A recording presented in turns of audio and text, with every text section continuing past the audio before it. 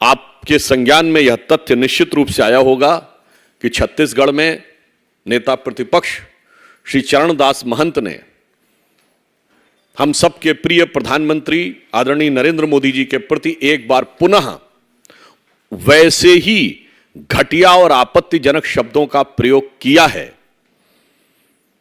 जो निरंतर कांग्रेस कहती चली आ रही है। प्रधानमंत्री जी के प्रति जो ईर्ष्या है, जो द्वेष है, जो कम होने का एहसास है, उसके कारण से ऐसे बयान निश्चित रूप से भारत की राजनीति के लिए एक बहुत दुखद संकेत है। बताइए, उन्होंने ये कहा कि मोदी जी के से मुकाबला करने के लिए एक ऐसा व्यक्ति चाहिए जो लाठी मारकर उनका सर फोड़ सके। मैं पूछना चाहता हूं, ये मोहब्बत की दुकान से कौन कौन से फरमान हैं?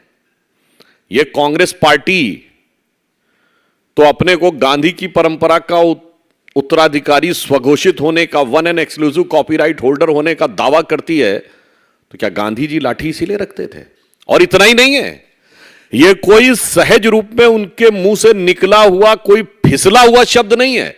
उसके बाद के कई वाक्यों में निरंतर उसका एक्सप्लेनेशन, उसकी व्याख्या की गई है।